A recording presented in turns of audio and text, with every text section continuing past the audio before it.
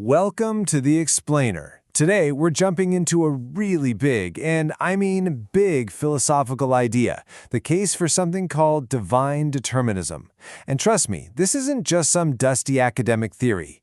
It's an idea that could completely change how you see your own life and your place in the universe. So, let's just start with a fundamental question. When you look out at the world, at your own life, what do you see? Is there some kind of grand design, a purpose behind it all? Or are we all just sort of bouncing around in a chaotic, random series of events that don't really mean anything in the end? How you answer that? Well, that's really what's at stake here. Because this isn't just a thought experiment. Your answer really shapes your entire outlook on life. The argument goes that one path, the one with a purpose, leads to a sense of security and hope even when things get tough. The other path? That can lead to anxiety, despair, and that nagging feeling that none of this matters. Okay, so here's how we're going to break this all down. First, we'll get a clear handle on what divine determinism actually is. Then, we're going to look at two huge objections to it, the free will problem and the problem of evil. After that, we'll dig into the core of the response, this idea of two causes. And finally, we'll see how that idea is used to try and settle this whole massive debate. All right. First things first, what in the world is divine determinism? Let's get a really clear definition on the table. So, divine determinism is the belief that, get this, literally everything that happens is caused and determined by God's will. And the key word there is everything. We're not just talking about big historical moments. We're talking about every single little detail, right down to the choices you and I think we're making freely every single second of the day. And to get a sense of just how all-encompassing this idea is, the source material often points to passages like this one from the book of Isaiah. Notice the language. It doesn't just say God forms light and causes well-being. It says he also creates darkness and creates calamity. The message here is one of absolute, total control. Now, as you can probably guess, this idea runs into some pretty big roadblocks. So let's tackle the first one, an objection that probably popped into your head right away, because it comes straight from our own common sense, the free will problem. So here's the thinking, and it's pretty straightforward. Step 1. If someone forces you to make a choice, it wasn't a free choice, right? We can all agree on that. Step 2. Well, if God determines your choice beforehand, that feels an awful lot like being forced or coerced. So, the logical conclusion, step 3, is that these determined choices can't actually be free. They have to be some kind of illusion. Yeah, I mean, think about it. If my choice is already determined by God, how is that really any different from a robot just following its programming, or a bear acting on pure instinct? Is it any different from my arm jerking in a muscle spasm? For the person objecting, there's just no meaningful difference at all. Okay, so if that first objection is a challenge from logic and common sense, this second one, well, this one is a real gut punch. It's a challenge that comes straight from our sense of morality, the problem of evil. This is often seen as the single biggest hurdle, and you can see why. The question is just stark. If a perfectly good, all-loving God is in complete control of absolutely everything, then why would that God choose to create a reality with so much horrific evil in it? And look, we're not talking about small imperfections here. The objection points directly at the absolute worst things we can imagine: murder, rape, war, disease, child abuse, starvation.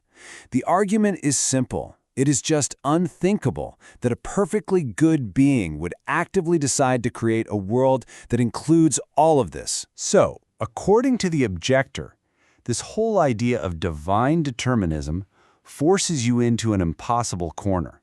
You have to give something up. Either God isn't really all-powerful and can't stop all this evil, or God isn't perfectly good because he's the one determining it. You can't, the argument goes, have it both ways. Okay, it really feels like we've hit a brick wall, right? It seems like an impossible problem. But this is where the argument takes a major turn. The proposed way out of this whole mess hinges on one single central idea, making a distinction between two very different kinds of causes. So, the entire solution boils down to this. You have an ordinary cause, which is something that happens inside our reality. Think of one billiard ball hitting another. It's all happening on the same table. But then you have a transcendent cause, which is something that exists outside of our reality and acts upon it from a totally different level. This distinction is everything. Now, I know transcendent cause can sound a little abstract, a little academic. So to make this idea really click, the argument uses this fantastic analogy. Think of God's relationship to our reality like a novelist's relationship to their story. Let's run with this for a second. Think about a character in a great book. Are they free to make their own choices? Well, when you're reading the story, it sure feels like it. They struggle, they make tough decisions, they seem to have their own motivations. From inside the story, their choices feel 100% real. And yet, we know the truth, right? We know the author wrote every single word. The author determined the character's very existence, every thought they have, every feeling, every single action. The author is the transcendent cause. But, and this is the paradox, we still judge the character for their actions, not the author. And that brings us to the real kicker of this analogy. When a villain in a story does something truly awful, do we blame the author? Do we say the author is evil because the villain is? No way. Of course not. We blame the character. The author creates the crime, but it's the character who commits it. Okay, so we have this novelist analogy, this idea of two causes. How does this actually get us out of the woods with those two massive objections we started with? Let's connect all the dots and see how the argument works. So let's just lay it all out here. An ordinary cause, like someone forcing you to do something, it cancels out your free will, and the blame shifts over to them. But a transcendent cause, like an author writing a story, works by a completely different set of rules. It doesn't cancel out the character's freedom inside the story, so the blame, the moral responsibility, stays right there with the character who acts. They are just two totally different things. So, back to that first objection, the free will problem. The response is that the whole objection is based on a fundamental mistake. It's a category error. It treats God like he's just another ordinary cause inside our reality. But if God is a transcendent cause, like the novelist, then his determination doesn't erase our freedom, it's the very thing that creates. And what about the big one, the problem of evil?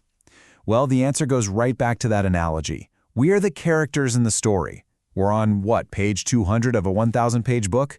We can't see the whole plot. We are in no position to judge the author's ultimate reasons for including tragedy and evil, because we're stuck inside the story, unable to see how it all resolves in the end. And that leaves us with this final, really provocative thought. If this argument holds up, if God really is the transcendent author of reality, does that mean that all the chaos, all the tragedy, all the pain we experience, is it all just part of the plot? Are they all just scenes in a grand story that is absolutely guaranteed to have a perfect and meaningful ending? That, right there, is the worldview that divine determinism puts on the table.